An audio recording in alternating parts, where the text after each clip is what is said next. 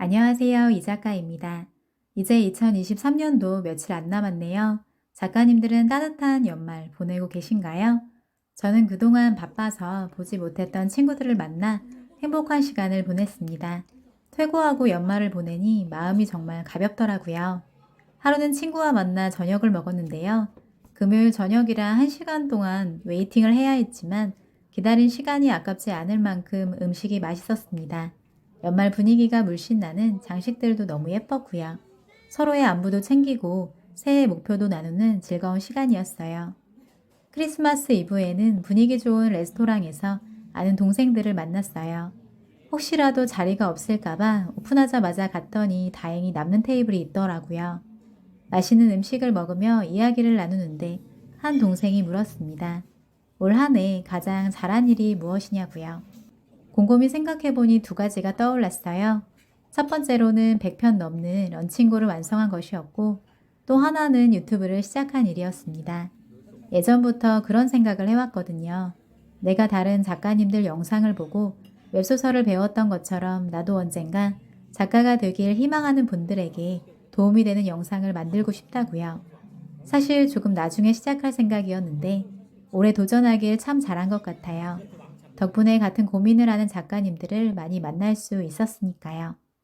댓글을 주고받으며 작가님들과 같이 성장하는 느낌이 들어서 요즘 얼마나 힘이 나는지 모릅니다. 잊고 있었던 지망생 시절도 많이 떠올랐고요. 평소에 웹소설은커녕 종이책조차 읽지 않았었던 저는 지망생 시절에 시행착오도 참 많았었는데요. 그래서 이번 영상에서는 그때의 막막했던 심정을 떠올리며 지망생 시절에 알았더라면 좋았겠다 싶은 점을 담아보기로 했습니다. 끝까지 시청해보시면 빠르게 데뷔할 수 있는 지름길을 아실 수 있을 거예요. 그럼 지금부터 제가 지망생 시절로 돌아간다면 무조건 할 3가지를 알려드릴게요. 첫 번째로 웹소설 트렌드를 파악해서 무조건 메이저 소재를 쓸 겁니다. 이건 너무 당연한 말 아닌가? 라고 생각하실 수도 있지만 의외로 웹소설을 시작하는 많은 분이 마이너 감성을 가지고 계시거나 메이저 키워드 자체를 잘 모르시더라고요. 여기서 키워드란 작품의 내용을 대표하는 핵심 단어로 메이저 키워드는 독자님들이 좋아하는 소재나 관계성 설정 등을 말합니다. 현대 로맨스로 예를 들자면 계약 관계나 비서물, 재벌남, 능력남, 상처녀, 오피스 로맨스, 후회남 이런 것들이 있고요. 이와 반대로 마이너 키워드는 독자들이 그다지 선호하지 않는 소재를 말합니다.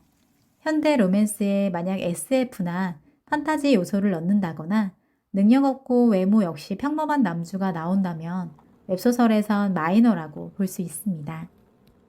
저의 첫 작품도 엄청난 마이너 소재였는데요. 그때까지만 해도 남들이 다 쓰는 소재는 쓰기 싫더라고요. 너무 흔한 것 같아서요. 독자들도 이미 질리지 않았을까? 혼자 그런 생각을 하며 난 좀 다른 걸 써봐야겠다고 생각했어요. 그래도 운 좋게 출간을 하긴 했지만 성적은 역시나 처참했습니다. 그때 알았어요. 많은 작가님이 선택한 소재라는 건 그만큼 인기 있는 소재라는 뜻이고 웹소설 작가로 먹고 살려면 이 시장이 원하는 소설을 써야 한다는 것을요. 그래서 차기작을 쓸 때는 메이저 키워드 중에서 제 취향을 찾기 시작했습니다. 그때부터 프로모션에도 합격했고 독자들의 반응도 눈에 띄게 좋아졌어요. 만일 다가오는 2024년에 꼭 웹소설 작가로 데뷔하고 싶으시다면 메이저 키워드를 놓치지 말라고 말씀드리고 싶어요. 출판사는 팔릴 가능성이 있는 작품만 선택하니까요. 플랫폼도 마찬가지고요. 다만 키워드도 유행이 있기 때문에 웹소설 동향을 꾸준히 분석하셔야 합니다. 그럼 메이저 키워드만 쓰면 바로 데뷔할 수 있을까요? 그건 아닙니다. 마이너 소재를 쓸 때보다야 확률이 훨씬 올라갈 수는 있지만 그렇다고 다 출판사의 선택을 받는 건 아니에요. 메이저 키워드에 집중하는 것만큼이나 중요한 것이 또 있거든요. 여기에서 제가 지망생 시절로 돌아간다면 두 번째로 할 일을 말씀드릴게요. 바로 똑똑한 인풋입니다. 지망생 시절 인풋하라는 말을 듣고 저는 닥치는 대로 제가 쓰는 장르의 소설을 읽기 시작했습니다. 밤새 읽고 또 읽었어요. 그때는 그냥 읽기만 하면 되는 줄 알았거든요. 하지만 지금 생각해보면 그렇게 읽기만 했던 게 후회됩니다. 회차마다 진행되는 플롯의 전개 방식과 캐릭터의 표현, 에피소드 구성과 사건의 호흡, 기억에 남는 대사와 설정, 갈등을 일으키는 방법과 해소 방법을 공부하면서 인풋을 했더라면 어땠을까 하는 생각이 들더라고요. 만약 그랬다면 훨씬 헤매지 않고 글을 쓸 수 있었을 것 같아서요. 많은 독자에게 사랑받는 작품을 쓰고 싶다면 인기 작품을 통해 끊임없이 배우고 공부한 걸 체화하면서 써나가야 하더라고요. 그래야만 전체적인 스토리를 기획하는 능력이 생기고 필력도 같이 늘어난다는 걸 뒤늦게서야 깨달았습니다. 또 한 가지 아쉬운 점은 다른 장르의 소설을 많이 읽어보지 못한 것이었어요. 첫 작품이 현대 로맨스이다 보니 당시의 현대 로맨스만 집중적으로 인풋을 했었는데요. 그때 로맨스 판타지에서 현대 판타지까지 두루 읽어보았더라면 장르 변경에 있어서 고민이 많이 줄어들었을 것 같아요. 내가 어떤 장르에 더 적합할지는 직접 써보지 않고는 모르니까요. 다만 웹소설은 장르별 특징이 뚜렷하기 때문에 다른 장르에 도전하고 싶다면 인풋은 필수입니다. 지금은 계약작 집필하느라 바빠서 다른 장르 인풋은 엄두도 못 내고 있지만 여유가 생기는 대로 다른 작품들도 많이 읽어보려고 해요. 지망생으로 돌아간다면 무조건 할 일 세 번째는 무턱대고 완결까지 쓰지 않는 것입니다. 이건 계약한 이후의 이야기인데요. 출판사와 계약을 한다고 해서 모든 작가가 다 데뷔하는 건 아니에요. 플랫폼 심사에 떨어져서 원고를 계속 갈아엎다가 계약 파기를 하는 경우도 있고요. 완결까지 쓰지 못해서 도망가는 작가님도 많이 계시거든요.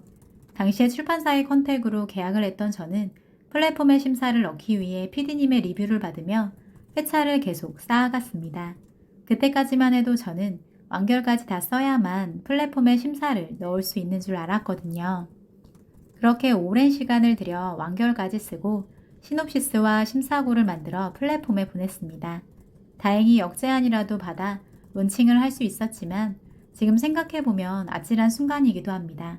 카카오 페이지, 네이버, 리디북스가 대표적인 웹소설 플랫폼인데요. 만약 그때 제가 썼던 작품이 3사의 프로모션 심사에서 다 떨어졌다면 공들여 쓴 제 작품은 갈 곳이 없었을 테니까요. 재심사를 넣기 위해선 스토리를 처음부터 끝까지 다시 갈아엎어야 할 수도 있거든요. 물론 단행본으로 출간할 수도 있겠지만 유료 연재를 목표로 집필했기에 허탈감은 더욱 컸을 것 같습니다. 그래서 지금은 작품 구상을 하고 딱 10화 원고까지만 써서 심사를 넣습니다.